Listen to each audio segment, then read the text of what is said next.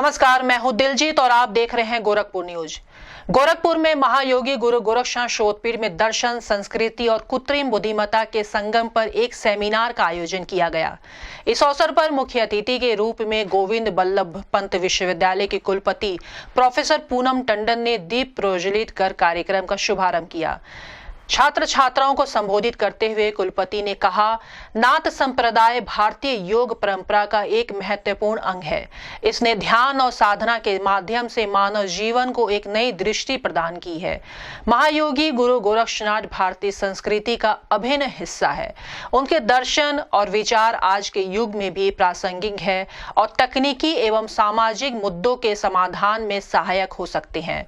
उन्होंने आगे कहा, कृत्रिम बुद्धिमत्ता विज्ञान की एक महत्वपूर्ण उपलब्धि है जिसने मानव समाज को गहराइयों से प्रभावित किया है। भारत सॉफ्टवेयर और प्रौद्योगिकी क्षेत्र में अग्रणी है और बुद्धिमत्ता के विकास में महत्वपूर्ण भूमिका निभा रहा है। लेकिन तकनीकी विकास के साथ साथ नैतिक और सांस्कृतिक प्रश्न भी उठ रहे हैं, जिनका समाधान भारतीय दार्शनिक परंपरा में खोजा जा सकता है। इस अवसर पर यूएसए से आए प्रोफेसर डॉक्टर पैट्रिक कार्बट, प्रोफेसर प्रबुद्ध मिश्रा, डॉक्टर अवेंद्र द्विवेदी, महायोगी गोरक्षनाथ शोधपीठ के उप निरीक्षक डॉक्टर कुशल नाथ मिश्रा, डॉक्टर संजय कुमार राम सहित अन्य गणमान्य व्यक्ति उपस्थित रहे। कलेक्ट्रेट सभागार में एडीएम सिटी अंजनी कुमार की अध्यक्षता में सड़क सुरक्षा माह की बैठक का आयोजन किया गया।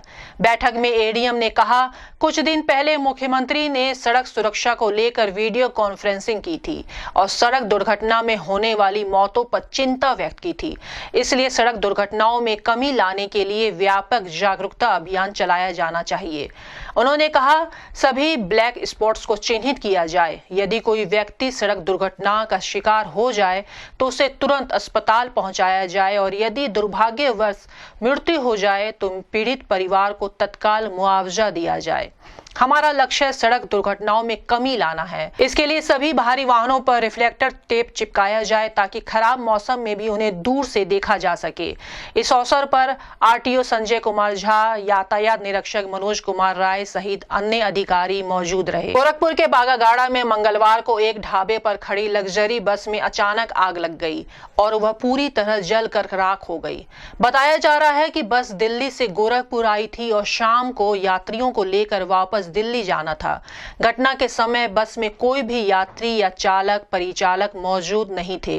वे सभी ढाबे पर खाना खा रहे थे। आग की लपटें देखकर आसपास के लोगों में अफरा तफरी मच गई। सूचना मिलते ही फायर ब्रिगेड की 2 गाड़ियों और एक NHAI की फायर गाड़ी मौके पर पहुंची और काफी मशक्कत के बाद आग पर काबू पाया गया। बस में आग कैसे लगी यह अभी पता नहीं चल सका है। इस संबंध में गोरखपुर न्यूज से बात करते हुए फायर विभाग के अग्निशमन अधिकारी सरोज कुमार सिंह ने कहा, हमें शाम को लगभग 5:50 पे हमें सूचना प्राप्त हुई कि बागागाड़ा हाईवे पे डबल डेकर बस में एक आग लगी हुई है। तो सूचना प्राप्त होते ही हमारे मौके पे 2 गाड़ियाँ, एक FS गोलघर से, एक FS गीडा से पहुंची और वहां पे NHI की भी एक गाड़ी पहुंची। टोटल 3 गाड़ियां वहां पहुंचकर मौके पर फोम केमिकल कंपाउंड वगैरह से आग पे काबू पाया गया और आग लगने का कारण अज्ञात है। जब वहां हम लोग पहुंचे तो आग काफ़ी तेज़ी से जल रहा था। उसके डीजल टैंक में भी जल रहा था, जिसमें हम लोग फोम कंपाउंड वगैरह डाल के लगभग 1.5-2 घंटे में आग को पूरी तरीके से बुझा पाए। कोई जानहानि की सूचना है? नहीं, कोई जानहानि की सूचना नहीं है। नुकसान कितना हुआ वो? नुकसान का तो अब बस पूरी तरीके से जल गई थी और बस में लगभग कुछ बचा नहीं था। नुकसान का आकलन अभी बीमा कंपनी सर्वेयर वाले ही बता पाएंगे। बाकी बस पूरी तरीके से जल। कितना सुरक्षित मानते हैं ऐसी बसें में? अब बस को सुरक्षा के दृष्टिकोण से तो जैसे फायर एग्जिट वगैरह उसमें होना चाहिए प्रॉपर तरीके से, और जैसे फायर एग्जिट होता है कई बसों में पीछे साइड, उसमें रीज़न ये रहता है कि कई बस के लोग करते क्या है कि उसको परमानेंटली लॉक कर देते हैं। तो उसको ओपन रखना चाहिए, वहाँ पे सामान वगैरह नहीं रखना चाहिए कि जब ज़रूरत पड़े तो हम, क्योंकि मान लीजिए अगर चलती बस में आग लग जाए, जिस प्रकार डबल डेकर बस होती हैं, मैक्सिमम 90% बसों में जो हम लोग देखे हैं अभी तक 2-3 बस में जो आग लगी है, केवल आगे ही राइट साइड एक दरवाज़ा होता है।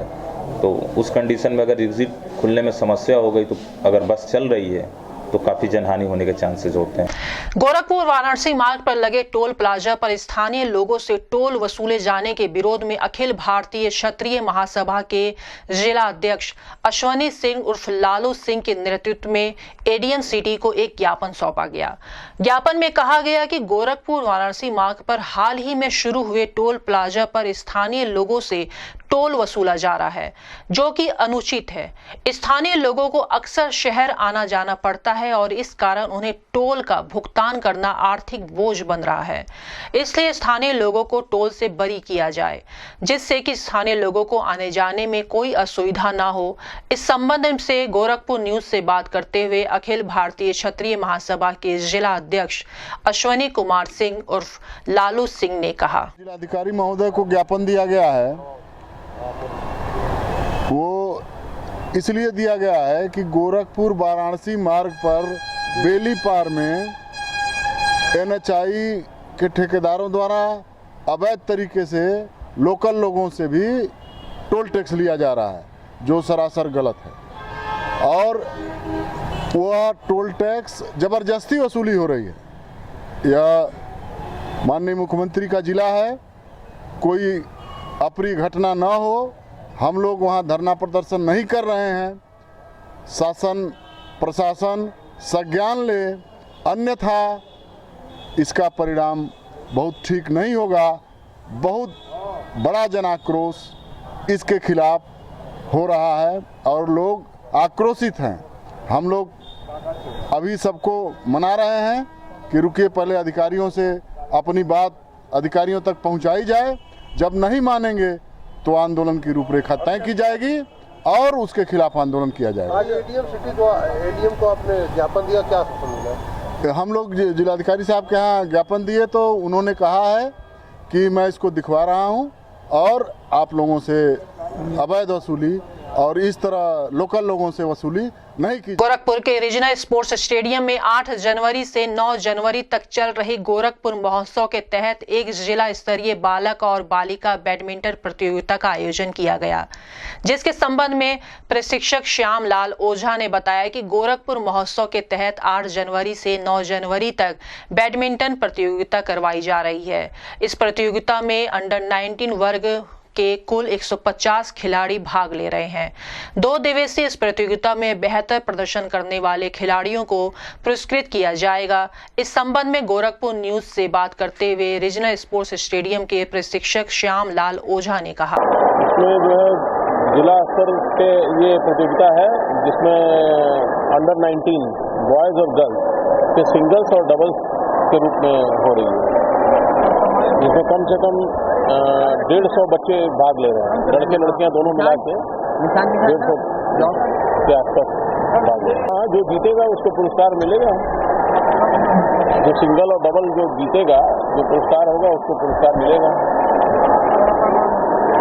मैं यहाँ पे प्रशिक्षक हूँ, श्यामलाल ओझा। गोरखपुर के रीजनल स्पोर्ट्स स्टेडियम से गोरखपुर महोत्सव के तहत एक राज्य स्तरीय हाफ मैराथन दौड़ का आयोजन किया गया। इस दौड़ का शुभारंभ मुख्य अतिथि के रूप में पहुंचे एसपी विजिलेंस ने हरी झंडी दिखाकर किया। क्षेत्रीय क्रीड़ा अधिकारी आले हैदर ने बताया कि आज गोरखपुर महोत्सव के तहत हाफ मैराथन दौड़ 21 किलोमीटर का आयोजन किया गया है। इस प्रतियोगिता में बड़ी संख्या में पुरुष और महिला खिलाड़ियों ने भाग लिया है।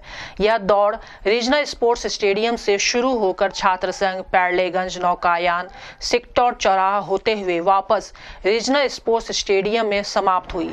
विजेता खिलाड़ियों को 2500 रुपए, उप विजेता को 1500 रुपए और 4 सातवाना पुरस्कार में प्रत्येक को 5000 रुपए का नगद पुरस्कार महापौर द्वारा सम्मानित किया गया।